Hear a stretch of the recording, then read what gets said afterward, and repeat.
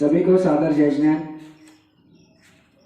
यहाँ पर प्रतिदिन की भांति आज मन की बात मुनि श्री वरेण्य सागर जी के साथ का कार्यक्रम प्रारंभ किया जा रहा है, जिसमें सभी श्रावकगण अपने मन की जिज्ञासा हमें व्हाट्सएप के माध्यम से भेजते हैं। हम उनकी जिज्ञासा को मुनि श्री के समक्ष रखते हैं और पूज्य गुरुवर उनका समाधान करते हैं। आपके मन में हो जिज्ञासा तो भेजिए, हमारे पास होगा उनका समाधान। इस कार्यक्रम को देखने के लिए हमारे जनसंत वाणी चैनल को यूट्यूब पर सर्च करें और साथ ही सब्सक्राइब करें। इस कार्यक्रम के आज के पुण्याजक परिवार हैं श्रीमती विमला जैन, डॉक्टर श्यामलाल जी, श्रीमती अंजना जैन, श्री अरविंद जी, श्रीमती अंकिता जैन, श्री आनंद जैन, आकृति, अनुभव, अभिनय, अविरल जैन। समस्त सेठ परिवार गुना जिला ललितपुर ने यह सौभाग्य प्राप्त किया है। इनके सौभाग्य की जनसंत वाणी परिवार अनुमोदना करता है। और इस कार्यक्रम को प्रारंभ करने से पहले मुनि श्री के चरणों में त्रिकाल नमोस्तु करते हुए कि हे स्वामी नमोस्तु नमोस्तु नमोस्तु। आज का पहला प्रश्न सोनू जैन, बड़ा मलेरा, जिला छतरपुर, मध्य प्रदेश से कर रहे हैं कि हे स्वामी नमोस्तु। मेरा प्रश्न है कि कहते हैं जैसी करनी वैसा फल, लेकिन सुनने में आता है कि कुछ फल अभी मिलते हैं और कुछ फल अगले जन्म में, ऐसा क्यों कहते हैं? देखिए, जैसा कर्म करते हैं वैसा फल तत्काल भी मिलता है और कुछ फल बाद में भी फलीभूत हुआ करता है। अभी का फल अभी तुरंत भी मिलता है। जो हमने किया है वह तुरंत का फल तुरंत मिल जाया करते हैं, और जो बंध कर्म होते हैं, जो बंधे हुए कर्म होते हैं, जो बंध जाते हैं, उसका फल बाद में फल मिलता है। और वह कर्म किया जैसी करनी वैसा फल, जैसा जो करता है उसको वैसा ही फल मिलता है। तो पूर्व में जिसने किया हुआ था कर्म, वो बंधा हुआ कर्म था, तो आज वर्तमान में वो फल फलीभूत हो रहा है। लेकिन जो तत्काल में बनते हैं और वही समाप्त हो जाते हैं, तुरंत बंधा वही समाप्त होता है। जैसे 24 घंटे में हर क्षण अशुभ कर्म बंध रहे हैं, थोड़ा सा पुण्य कर्म करते हैं तो उसका वह क्षय भी हो जाता है और उसका फल अभी वर्तमान में देखा जाता है। जो अभी वर्तमान का किया हुआ फल वर्तमान में भी भोगने सामने आता है और पूर्व का भी वर्तमान में आता है और वर्तमान का भविष्य में भी आता है। ऐसा कर्म जैसा जिस जीव का जो कर्म हुआ करता है वह उसके अनुसार उसको उदय में आता है। ये अपन को लगता है वर्तमान में देखने में कि वर्तमान का कर्म उदय में आया है, लेकिन ये केवल ज्ञानी भाव है, केवल विषय है कि पूर्व का किया हुआ कर्म वर्तमान में उदय आया है कि अभी का किया हुआ। क्या पता कभी कभी कुछ ऐसा होता है कि जीवन भर तो वो अच्छा कर्म करता है, अच्छा धर्म ध्यान करता है, लेकिन कर्म का फल एक ऐसा हुआ करता है कि लास्ट में उसको वह कर्म का फल भोगने मिलता है। तो अंत में उसके लिए ऐसा फल मिलता है कि वो धर्म से विच्छेद हो जाता है, धर्म से दूर हो जाता है और वह धर्म के नाम से उसको ईर्ष्या होना प्रारंभ हो जाती है। तो उसका पूर्व का कर्म ऐसा जटिल उदय में आ गया है और जो वर्तमान में किया था वह वर्तमान का उसका फल फलीभूत होता रहा। तो वर्तमान का फल वर्तमान में भी मिलता है और पूर्व का भविष्य में भी मिलता है। जैसा कर्म होता है ये वैसा ही कर्म अपन को फलीभूत हुआ करता है। इसके बाद यहाँ पर श्रीमती मंजू जैन, सागर, मध्य प्रदेश से अपना प्रश्न कर रही हैं कि मेरे मन की जिज्ञासा है कि अपने जीवन में एक गुरु जरूर बनाना चाहिए, ऐसा क्यों? गुरु बनाना क्यों जरूरी है? देखिए, कहा जाता है जिसके जीवन में गुरु नहीं उसका जीवन शुरू नहीं। गुरु एक मोक्ष मार्ग में सहयोगी होते हैं और मोक्ष मार्ग में चलने के लिए सहायता होते हैं। जैसे माँ बच्चे को चलने में सहयोगी हुआ करती है, हाथ उंगली पकड़ती है, चलाती है, ऐसे ही वह गुरु हुआ करते हैं, मोक्ष मार्ग में चलने में सहयोगी होते हैं। इतना ज्ञान अपने पास नहीं है, क्षयोसम नहीं है कि बिना गुरु के अपन को ज्ञान की प्राप्ति हो जाए। गुरु के माध्यम से हमें ज्ञान की प्राप्ति होती है। कहा जाता है पानी पियो छान करके, गुरु बनाओ जान करके। गुरु को पहले परीक्षा कर लेना चाहिए। गुरु बनाने के पहले अपने गुरु की परीक्षा कर लें, लेकिन जब गुरु बना लिया है फिर गुरु की परीक्षा नहीं, फिर उनके आदेश की प्रतीक्षा करना चाहिए। गुरु आपको जो आदेश दे उसको स्वीकृत करना चाहिए। गुरु वैसे ही है जैसे मोबाइल में सिम है, और यदि मोबाइल में सिम ना हो तो इस मोबाइल की कोई कीमत नहीं होती है। मोबाइल की कीमत सिम से है, और सिम भी है मोबाइल भी है, लेकिन उसमें बैटरी नहीं है तो मोबाइल डिस्चार्ज हो गया तो कोई काम का नहीं, डिब्बा है। मोबाइल और गुरु का संबंध गुरु और शिष्य के संबंध की तरह है। मोबाइल और चिप जैसे है, ऐसे गुरु और शिष्य का संबंध वो श्रद्धा का होता है। जब श्रद्धा होती है, बैटरी होती है, तो कोई भी नेटवर्क कहीं से वो बात कर लेता है। गुरु हमारे जीवन के लिए उपयोगी है, और आज से नहीं, ये प्राचीन भाव से चला आ रहा है। अरहंत भगवानों के सिद्ध गुरु हुआ करते हैं, और अरहंत भगवानों के समोसरण में गणधर मुख्य श्रोता हुआ करते हैं।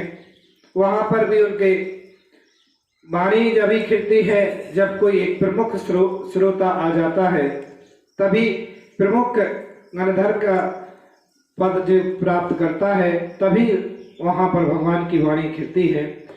तो गुरु की और शिष्य के जीवन की एक धारा प्रवाहमान है, और बिना गुरु के जीवन में उपलब्धियों को प्राप्त नहीं किया जा सकता है।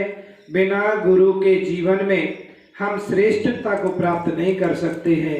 बिना गुरु के हम मोक्ष मंजिल को प्राप्त नहीं कर सकते हैं।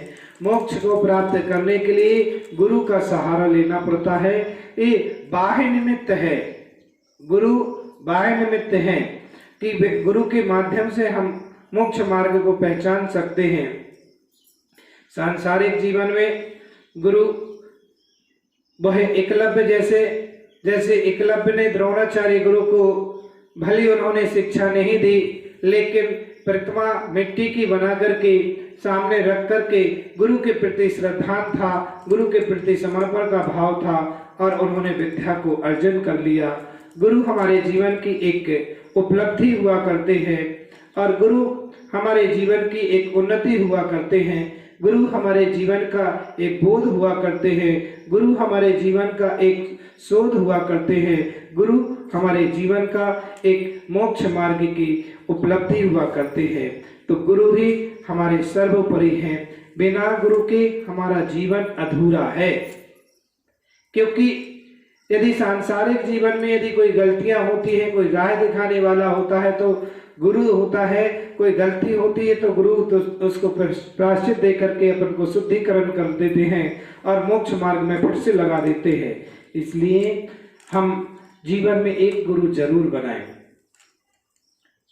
संसार के जितने निर्ग्रंथ मुनिराज हैं, साधु हैं, वो सब हमारे गुरु हैं और उनके लिए गुरु कहा है।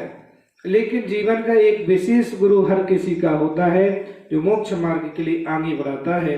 दीक्षा गुरु, शिक्षा गुरु एक जो हुआ करते हैं, वह आपको दीक्षा दे करके मोक्ष मार्ग में आगे बढ़ाते हैं। तो हम अपने जीवन के जैसे आपने कोई प्रतिमा ली है, व्रत ली है, तो अब उसकी कोई गलतियां हो रही हैं, अशुद्धियां हो रही हैं, तो कौन शुद्धिकरण करेगा? जब आपके जीवन में गुरु नहीं होगा तो फिर शुद्धि कौन करेगा? इसलिए जीवन में गुरु होना चाहिए और गुरु हमारे मोक्ष मार्ग को प्रशस्त करते हैं। मैंने तो ये साक्षात अपने जीवन का उदाहरण देखा है कि गुरु एक वो चीज है जो एक कांच के टुकड़े को भी हीरा बना देते हैं। जिसको कुछ नहीं आता था, जिसकी कोई कीमत नहीं थी संसार में, लेकिन गुरु ने ऐसा वो बोध दिया, वो ज्ञान दिया कि आज वो रत्नात्रय मार्ग के एक रत्नात्रय का हीरा बनकर के सामने विराजमान हो गया। धन्य ऐसे गुरु की महिमा को कि गुरु एक पतित को पावन बना देते हैं। गुरु एक मिथ्यात्व को सम्यक्त में ले आते हैं। गुरु एक चोर को अंजन चोर को भी वह गुरु बना लिया करते हैं। धन्य ऐसे वो गुरु हैं।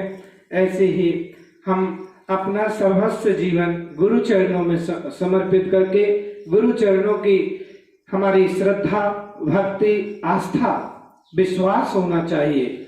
जब गुरु बनाया है तो उनके प्रति पूरी श्रद्धा, विश्वास होना चाहिए। हमारा समर्पण गुरु के लिए होना चाहिए, तभी वो हमारे जीवन के महत्व को देता है। हम अपने जीवन में एक गुरु जरूर अपने जीवन में बनाएं और वही जीवन हमारे मोक्ष मार्ग को ले जा सकता है। इसके बाद यहाँ पर स्नेहा जैन गंजवाड़ा मलेरा से अपना प्रश्न कर रही हैं कि हे स्वामी नमोस्तु, बच्चों को अच्छे संस्कार देने से उसका फल अभी मिलेगा या अगले जन्म में? देखिए, ये तो तत्काल का तत्काल में मिलता है। देखने में आता है कि जब बच्चों को अच्छे संस्कार माँ देती है तो बच्चे भी उसका प्रतिफल, श्रवण कुमार का साक्षात उदाहरण है कि इस दुनिया का कि माँ ने, पिता ने बच्चे के लिए ऐसे संस्कार दिए कि जब माता पिता वृद्ध हुए, वह तीर्थ यात्रा के लिए भावना भाई, तो श्रवण कुमार ने अपने कंधों पर बैठा करके माता पिता को तीर्थ यात्रा कराई, उनकी सेवा, उनकी शुश्रूषा की। और वर्तमान में अपन देखते हैं जब माँ पिता बच्चे को अच्छे संस्कार देते हैं और उस बच्चे को सही संस्कार मिलते हैं तो वो बच्चे माता पिता की सेवा भी किया करते हैं, माता पिता के लिए उपकारी बनते हैं। इसलिए वर्तमान में अपन देखते हैं, वर्तमान में अभी देखा जाता है फल कि वो फल वर्तमान में मिलता है। माँ जो संस्कार बच्चे को देती है वो दुनिया भी देखती है, अपन सिर्फ नहीं, ये दुनिया देखती है। दुनिया कहती है कि देखो कितने अच्छे इसके माता पिता ने संस्कार दिए थे कि आज सिर्फ माता पिता की सेवा नहीं, सारे संसार के प्राणियों के लिए हित की बात करता है। वह ये सब संस्कार साक्षात देखने वो माँ ने पूर्व में संस्कार, मुझे अपना ही जीवन का याद है कि जब हम गांव में रहा करते थे उस समय छोटी अवस्था में 4वीं-5वीं क्लास में थे, गांव से 1 किलोमीटर दूर मंदिर था, तो माँ बिना मंदिर किए भोजन नहीं देती थी। बिना मंदिर के भोजन नहीं मिलता था, घर में मंदिर जाते थे तभी भोजन मिला करता था। और उसी की वो संस्कार आज का है कि वो मंदिर के संस्कार छोटे से पड़े, ज्ञान के संस्कार पड़े और आज यहाँ तक वो संस्कार आ गए इस काम कि एक दिगंबर मुनिराज का भेष धारण कर लिया। वो संस्कार माँ ने पूर्व में दिए थे, आज वर्तमान में वो देखने को प्रकट सबको हो रहे हैं। तो जो माँ छोटे में संस्कार देती है, जब कुम्हार कच्ची मिट्टी को संस्कार आकार देता है तो जब वो पक जाता है तो सबके सामने दिखता है। जब एक श्रावक जब वृक्ष लगाता है, बीज डालता है, उसकी सेवा करता है, तो जब फलीभूत होता है वृक्ष तो सबको दिखता है कि इसकी सेवा, इसके फल आ रहे हैं। तो जब माँ संस्कार देती है, पिता संस्कार देते हैं, तो बच्चों के वो संस्कार सामने दिखा करते हैं वर्तमान में। और उन संस्कारों का भाव है कि ये सब माता पिता की सेवा, उनकी वैयावृत्ति, मानव सेवा, धर्म की सेवा में वह संतान तत्पर रहा करती है। तो वर्तमान का संस्कार वर्तमान में फल दिया करती है। इसके बाद यहाँ पर अरविंद जैन ग्वालियर से अपना प्रश्न कर रहे हैं कि क्या साधुओं व श्रावकों में समय के साथ शिष्टाचार बढ़ेगा? हाँ, ये तो सत्य है कि जैसे ही पंचम काल का खोटा काल इसको मानते हैं, पंचम काल में खोटा काल है, समय के साथ शिथिलाचार थोड़ा बढ़ता जा रहा है। श्रावकों में भी शिथिलाचार है और श्रावकों से ही साधुपन में आता है, क्योंकि चौके की शुद्धि से चारित्र्य की शुद्धि हुआ करती है। चौके के विचारों से साधु के विचार भी पवित्र हुआ करते हैं। और जब श्रावक के विचार परिवर्तन होते जा रहे हैं, उनमें शिथिलाचार आता जा रहा है। पहले के श्रावक इतना मनोभाव रखता था कि वे स्वतः साधु की सेवा, वैयावृत्ति, हर कार्य में तत्पर रहता था, तो साधु को कुछ कहने की जरूरत नहीं पड़ती थी। आज श्रावक शिथिलाचारी होता जा रहा है, तो साधु के लिए भी थोड़ा उसका प्रभाव, क्योंकि जैसा खाओ अन्न वैसा हो मन। श्रावक जिस प्रकार से आहार कराता है, पहले का द्रव्य न्याय नीति से सम्मत हुआ करता था, और वह द्रव्य न्याय नीति से सम्मत होता था, तो साधु के विचार भी न्याय नीति से सम्मत हुआ करते थे, उनकी चर्या भी इसी तरीके से हुआ करती थी। अब श्रावक का द्रव्य भी उसी प्रकार का छल कपट मायाचारी से कमाया हुआ द्रव्य होता है, और भू द्रव्य जब आहार बनाता उस समय भी उसके विचार भी उसी रूप रहते हैं। तो साधु के अंदर के परिणाम में भी प्रभाव देखा जाता है, उसकी शिथिलता, उसकी क्रियाओं में। मुख्यतः वो अपने मूल गुणों में शिथिलता नहीं लाता है, लेकिन थोड़ी बहुत आज के काल के हिसाब से कहीं शिथिलता आ भी रही है। वर्तमान के कुछ साधक में वह शिथिलता आ रही है। एक कुछ काल का भी प्रभाव है, कुछ अपनी मानसिकता, अपने मनो उपयोग की, अपना चिंतन की, स्वाध्याय की कमी है, जिससे उसके अंदर शिथिलाचार आता जा रहा है। जब हमारा ज्ञान अच्छा होता है, जब चिंतन अच्छा होता है, तो शिथिलता की कहीं भी किसी प्रकार से प्रक्रिया नहीं होती है। लेकिन जब हमारा चिंतन थोड़ा कम हो गया है, स्वाध्याय कम हो गया है, तो हम शिथिलाचार के ऊपर बढ़ते चले जा रहे हैं। तो श्रावक का भी शिथिलाचार की ओर कदम बढ़ रहा है, तो साधक का। लेकिन देखा जाता है कि सर्वथा ऐसा है भी नहीं है। अभी वर्तमान में भी इस प्रकार से साधक हैं जो चतुर्थकालीन जैसी चर्या, उस जैसे भाव को अभी साधना को कर रहे हैं। लेकिन ये निश्चित है कि थोड़ी बहुत शिथिलता आ रही है, लेकिन इसका ही मतलब भी नहीं है कि धर्म पूरी तरह से समाप्त हो गया है। अब वर्तमान में वो साधकपना नहीं है। साधकपना तो है उसकी मजबूरी, उसके स्वयं की है, उसके स्वयं का भाव है कि उसकी कमजोरी है। लेकिन धर्म में कोई कमजोरी नहीं है, रत्नात्रय मार्ग में कोई कमजोरी नहीं है। रत्नात्रय मार्ग तो वही है जो था, जो मूल गुण है वही है। अब उसमें पालन करने में उसकी भली थोड़ी सी शिथिलता आ गई हो, लेकिन उसमें कोई कमी, तो हमें श्रद्धा भक्ति से तो हमें उनकी सेवा, आराधना, भक्ति जरूर करना चाहिए। तो श्रावक में भी शिथिलता आई है, तो कुछ साधकपना में भी शिथिलता आई है। इस प्रकार से आप सभी जन संतवाणी के माध्यम से अपनी मन की बात यहाँ पर कहते हैं और उसका समाधान आपको मिलता है। आने वाले कल का समय अक्षय तृतीया का वो समय है, और अक्षय तृतीया पर आप विशेष अक्षय तृतीया क्यों और उसका क्या महत्व है, इसके बारे में आइएगा, जानेंगे। आपको कुछ समय के लिए, कुछ देर के लिए इंतजार करना होगा। इसके बाद आपको सुनने मिलेगा कि अक्षय तृतीया क्या है, अक्षय तृतीया का फल क्या है, अक्षय तृतीया का महत्व क्या है, ये अक्षय तृतीया क्यों नाम पड़ा है। तो इस सब के बारे में आपको इंतजार करना होगा और आपको देखना होगा चैनल को। आपको चैनल को खोल करके उसको देखेंगे तभी आपको समझ में आएगा अक्षय तृतीया क्यों, कैसे और क्या।